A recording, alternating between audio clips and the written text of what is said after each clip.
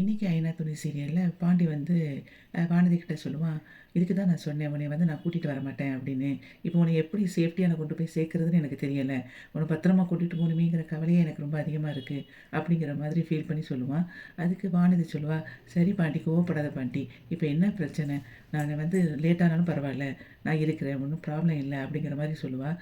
நீ சொல்லிட்ட ஈஸியாக, எனக்கு தானே கவலையாக இருக்குது அப்படிங்கிற மாதிரி அவன் சொல்லுவான். அந்த நேரத்தில் வானதி சொல்லுவா, நீ இப்போ ஒன்றும் பிரச்சனை இல்லை, லேட்டானா என்ன ஆகும், நான் நேராக பெசாட்டில் உங்கள் வீட்டுக்கு என்னை கூட்டிகிட்டு போயிரு அப்படின்னு சொல்லி சொல்லுவாள். பாண்டி சொல்லுவான், எனக்கு வந்த வேலையும் முடியலை, இப்போ நான் என்ன பண்ணுறதுன்னு தெரியாமல் இருக்கேன். எப்போவுமே உனக்கு உன் சந்தோஷம் தான் முக்கியம், என்னை பற்றியும் கவலை இல்லை, உங்கள் வீட்டை பற்றியும் கவலை இல்லை, அப்படி தானே அப்படின்னு சொல்லிட்டு சொல்லுவான். வானதி சொல்லுவா, சரி பாண்டி, இப்போ நான் பையா கூட போயிருக்கிறேன், இப்போ அதுக்கு என்ன, எங்கள் வீட்டில் இப்போ லேட்டாக போனால் என்ன செய்வாங்க, கொஞ்சம் என்னை வந்து வீட்டில் சேர்த்துக்க மாட்டாங்க, அதுக்கு என்ன, நான் உன் வீட்டுக்கு ஓடி வந்துடுறேன் அப்படின்னு சொல்லி சொல்லுவாள். அப்போது சொல்லுவா, உன் வீட்டுக்கு நான் வரக்கூடாதா என்ன அப்படின்னு சொல்லி அதையும் கேட்பா. அப்போ அவன் சொல்லுவான், போட்டேனா, நீ வீட்டுக்கு எங்கள் வீட்டுக்கு வந்தீங்கன்னா அங்கே என்ன நடக்கும் தெரியுமா அப்படின்னு சொல்லி சொல்லும்போது அவன் சொல்லுவான், உன்கிட்ட இருந்தால் எங்கள் வீட்டில் என்ன பண்ணிட முடியும் அப்படின்னு சொல்லி வானதி கேட்பா.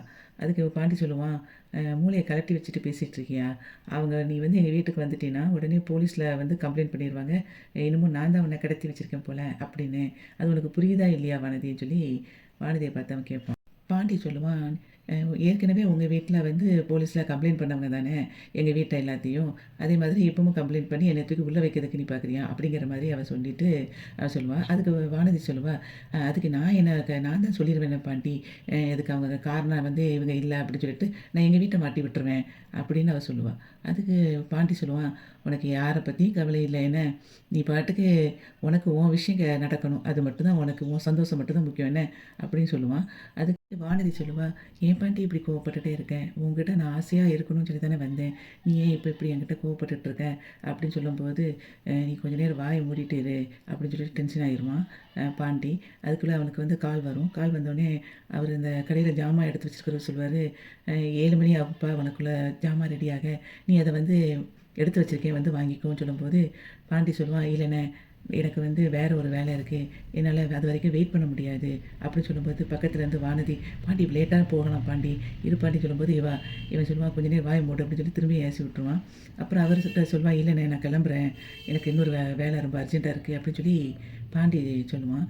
அப்போ அவர் சொல்லுவார், இவ்வளோ தூரம் வந்துட்டில்லப்பா, கொஞ்சம் வாங்கிட்டு போகலாம்லன்னொடனே அவன் சொல்லுவான், இல்லைண்ணே நான் அதை வந்து நீங்கள் வண்டியில் ஏதாவது வேறு காரில் ஏதாவது பஸ்ஸில் ஏதாவது அனுப்பிவிட முடியுமான்னு நான் பார்க்குறேன் அப்படி சொல்லும்போது, அதுக்கு அந்த அவர் சொல்லுவார் அந்த கடைக்காரரு, இல்லைப்பா அது டேமேஜ் ஆயிரும் பொருளுக்கு அப்படின்னு சொல்லுவார். அப்போ அதுக்கு அவன் சொல்லுவான், சரி நான் அடுத்த வாரம் ஏதாவது வாங்க முடியுதா நான் பார்த்துக்கிறேண்ணா, இப்போ நான் கண்டிப்பாக கிளம்பியே ஆக வேண்டியிருக்குன்னு சொல்லிட்டு சொல்லிடுவான். அதுக்கு அவர் வந்து உன் இஷ்டம்ப்பா அப்படின்னு சொல்லிட்டு விட்டுருவார். அதுக்கப்புறம் பாண்டி வந்து சரி நம்ம வீட்டுக்கு கிளம்பலான்னு சொல்லிட்டு அவன் வீட்டுக்கு கிளம்பி போய்கிட்டு இருப்பான் வண்டியில். அப்போ வானதி வந்து சொல்லுவா, நீ ஏன் பாண்டி இருந்தே வாங்கியிருக்கலாம்ல அப்படின்னு சொல்லுவான். அப்போ இவன் சொல்லுவான், நீ கடுப்பேற்றாத என்ன, கொஞ்சம் நேரம் அமைதியாக இருப்பான், ஏன் பாண்டி கோவப்படுற, நான் தான் உனக்கு வந்து இருந்து வாங்கிட்டு போகலான்னு சொன்னேன், நீ தானே போகலான்னு சொல்லிட்டு முடிவெடுத்த அப்படின்னு சொல்லும்போது அவன் சொல்லுவான், நான் பெங்களூர்லேருந்து நீ வர வேண்டாம்னு சொல்லி தான் முடிவெடுத்தேன், நீ கேட்டியா, அதையும் கேட்கல அப்படிங்கிற மாதிரி அவன் சொல்லுவான். அதுக்கப்புறத்துக்கு பாண்டி சொல்லுவான், நீ இப்போ நம்ம வந்து 7 மணிக்கு வாங்கிட்டு நடுராத்திரி 2 மணிக்கா உங்கள் வீட்டுக்கு போகிறது, அதுக்கப்புறம் பொண்ணை காணணும் உங்கள் வீட்டில் தேட மாட்டாங்களா அப்படின்னு சொல்லி அவளை வானதியை பார்த்து கேள்வி கேட்பான். நடுராத்திரியில் பொண்ணை காணுன்னா அவங்க என்ன பண்ணுவாங்கன்னு எனக்கு தெரியாதா அப்படின்னு சொல்லும்போது, நான் இதெல்லாம் யோசிச்சு தான் நீ வர வேண்டான்னு அவளை உன்னை சொன்னேன், நீ கேட்டியா அப்படின்னு சொல்லி கேட்பான். அதுக்கு வானதி சொல்லுவா, சாரி பாண்டி அப்படின்னா, இதெல்லாம் நடக்கும்னு நினைக்கல அப்படின்பா.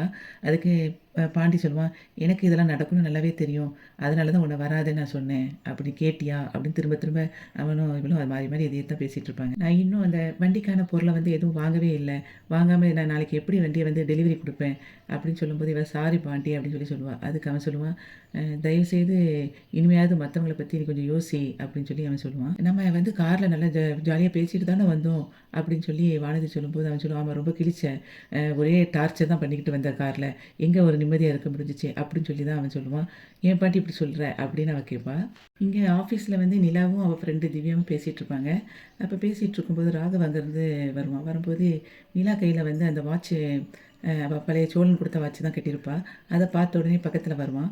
உடனே சிரிச்சு பேசிகிட்டு இருக்கிறத பார்த்த உடனே அவங்க ஃப்ரெண்ட் அவள் சொல்லுவா, இது நாங்கள் ஆஃபீஸ் டைமில் பேசலை, டீ டைமில் தான் பேசுகிறோம் அப்படின்னு சொல்லும்போது, ஏங்க நான் அது ஏற்கனவே நான் விளையாட்டாக தானே சொன்னேன் அப்படின்னு சொல்லிட்டு அது மாதிரி கான்வர்சேஷன் பண்ணிவிட்டு அதுக்கப்புறம் சொல்லுவான் இவன், என்ன நிலா நீங்கள் நான் கொடுத்த வாட்சை கட்டலையா, எதுக்கு இன்னும் அந்த லோக்கல் வாட்சையே கட்டியிருக்கீங்க, நான் அது உங்களுக்காக ஸ்பெஷலாக வாங்கின வாட்சி, அதோட ப்ரைஸ் வந்து 15K, உங்களுக்காக இம்போர்ட் பண்ணி நான் வாங்கினேன் அப்படின்னு சொல்லி சொல்லுவான். அதுக்கு நிலா சொல்லுவா, இல்லை ராகவ், அதை வந்து நான் ஏதாவது ஃபங்க்ஷன் வந்தால் நான் கட்டிக்கிறேன் அப்படின்னு சொல்லி சொல்லுவான் நிலா.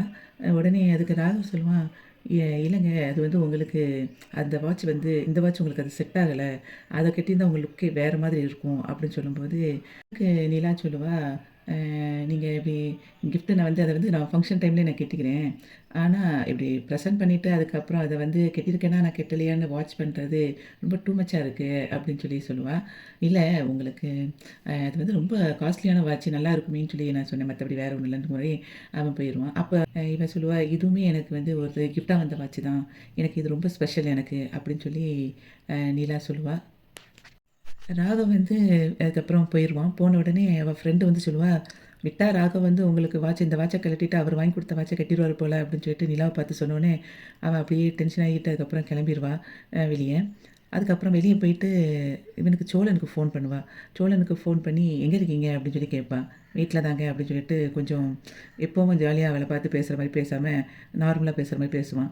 அதுக்கப்புறம் அவள் கேட்பா, என்ன சொல்லுவேன்னா, நைட்டு நல்லா தூங்கிட்டு தானே வண்டி ஓட்டினீங்க அப்படின்னு சொல்லி சொல்லுவாள். நான் என்ன வீட்டிலையே இருக்கிறேன், நல்லா தூங்கிட்டு வண்டி ஓட்டுறதுக்கு, நைட்டு ஓட்டும்போது அதனால் நான் தூங்காமல் தாங்க வந்து வண்டி ஓட்டிகிட்டு வந்தேன் அப்படின்னு சொல்லி அவன் சொல்லுவான். அதுக்கு அவள் சோழன்ட்ட சொல்லுவாள், ஏங்க கோவத்துலேயே இப்படி பேசிகிட்டு இருக்கீங்க அப்படின்னு சொல்லி கேட்கும்போது, ரொம்ப டென்ஷனாகவே பேசிகிட்டு இருக்கீங்களே அப்படின்னு கேட்பா. அதுக்கு அவன் சொல்லுவான், நான் டென்ஷனெல்லாம் இல்லைங்க, நீங்கள் சொல்லுங்கள் அப்படின்னு சொல்லிட்டு சொல்லுவான். அப்போ அவள் சொல்லுவாள், அவள் கையில் கட்டியிருந்த வாட்சை பார்த்துட்டே சொல்லுவாள், நான் இன்றைக்கி இந்த வாட்சை பற்றி தான் பேசலாம்னு நினச்சேன் உங்ககிட்ட அப்படின்னு சொன்ன உடனே அவனுக்கு வாட்சின்னு சொன்ன உடனே அவனுக்கு வந்து அவன் ராகு கொடுத்த வாட்சை தான் அவன் ஃபீல் பண்ணுவான். ஃபீல் பண்ணி பயங்கர டென்ஷன் ஆவான். எந்த வாட்ச் அப்படின்னு சொல்லி கேட்பான். எந்த வாட்ச் அப்படின்னு சொல்லி கேட்கும்போது அதுக்கு நிலா சொல்லுவா, இன்றைக்கி காலையில் எங்கள் பாஸ் வந்து எனக்கு ஒரு வாட்ச் கொடுத்தாரு, வாட்ச் கொடுத்தாரா, ஆமாம் வாட்ச் கையை வந்து கிஃப்ட் பண்ணாங்க நான் நல்லா பெர்ஃபார்ம் பண்ணதுக்காக, அது வந்து எப்படிப்பட்ட வாட்ச் தெரியுமா அப்படின்னு சொல்லிகிட்டே இருக்கும்போது இவன் வந்து சொல்லுவான், எனக்கு செம கடுப்பாகணும்னு சொல்லுவான், நீங்கள் உங்கள் இது பாஸ் கொடுத்த வாட்சை நல்லா கெட்டிக்கிட்டு நீங்கள் வந்து அடிக்கடி டைம் பார்த்துட்டு நல்லா சந்தோஷமாக இருங்க அப்படின்னு சொல்லிட்டு டக்குன்னு கட் பண்ணிடுவான். காரில் வானதி போய்கிட்டே இருக்கும்போதே அவங்க அம்மா அவளுக்கு கால் பண்ணுவாள். இவன் அதுக்கு அவங்க அம்மா பேரை பார்த்த உடனே அவள் டக்குன்னு அவங்க அம்மா ஃபோனை வந்து சுவிட்ச் ஆஃப் பண்ணிடுவாள். அதுக்கப்புறம் வந்து கொஞ்சம் நேரம் ஆக ஆக அவங்க அம்மா வந்து அங்கே வீட்டில் வந்து சொல்லுவாள், அவங்க ஃபோன் திரும்ப திரும்ப ட்ரை பண்ணிகிட்டு இருப்பாள். சுவிட்ச் ஆஃப்னு வந்த உடனே அவங்க அம்மா வந்து அவங்க அண்ணன்கிட்ட சொல்லுவாள், டேய் பாத்தியா இவள் வந்து ஃபோன் போக மாட்டேங்க, அவள் சுவிட்ச் ஆஃப் பண்ணி வச்சுட்டா, எங்கே போய் தொலைஞ்சான்னு தெரியல அப்படின்னு சொல்லும்போது அவன் சொல்லுவான், அதுக்கு என்னமோ உன் பொண்ணு கரெக்டாக எப்போவும் காலேஜ் முடிச்சோன்னே வீட்டுக்கு வர்ற மாதிரி, அவள் எங்கே போயிருப்பா, அவங்க கடைக்கு தான் போயிருப்பா, அவன் பாண்டி கடைக்கு அப்படிங்கிற மாதிரி அவள் சொல்லுவாள். வீட்டுக்கு ஒரு இந்நேரம் எப்போவுமே வந்து வீட்டுக்கு கரெக்டாக இந்த டைமில் வந்துடுவாடா அவள் கடைக்கு போயிருந்தாலும், அதனால் வரலைன்னா வயிற்றில் நெருப்பு கட்டின மாதிரி இருக்கே அப்படின்னு ஃபீல் பண்ணி சொல்லிகிட்டு இருப்பா. அந்த டைமில் அவங்க அப்பா அங்கேருந்து வருவார். உன்னை ஏண்டி என்னை வந்து பாதியிலே வர சொன்னேன், நான் இப்போ ஒரு சவாரியை வந்து பாதியிலே இறக்கி விட்டுட்டு வந்திருக்கேன், இப்படி அர்ஜென்ட்டாக என்னை கூப்பிட்டுருக்க அப்படின்னு சொல்லிட்டு அவன் டென்ஷனாக கேட்கும்போது, உன் பொண்ணு வந்து இன்னும் வீட்டுக்கு வரல அப்படின்னு சொல்லி சொல்லுவான். அதுக்கு வந்து அவன் பையன் சொல்லுவான், அவள் என்னமோ நேராக காலேஜ் விட்டு நேராக வீட்டுக்கு வர மாதிரியும் வீடுலேருந்து காலேஜுக்கு போகிற மாதிரியும் பேசிகிட்டு இருக்கீங்க அப்படின்னு சொல்லிட்டு அவள் பாண்டிக்கடையில் தான் இருப்பா அப்படின்னு சொல்லும்போது, இல்லை இன்னும் டைம் ஆகிட்டு ரொம்ப அப்படின்னு அவங்க அம்மா அவள் இன்னும் வரலைங்கிறது ரொம்ப கஷ்டமாக தான் இருக்கிற மாதிரி ஃபீல் பண்ணி பேசிகிட்டு இருப்பா. அப்போ அவங்க அப்பா அப்படியே யோசிச்சுட்டு இருப்பார். வானதியோட அப்பா சொல்லுவார், உன் பொண்ணு உனக்கு ஒழுங்காக வளர்க்க துப்பு இல்லை அப்படின்னு சொல்லி அவர் சொல்லுவார்.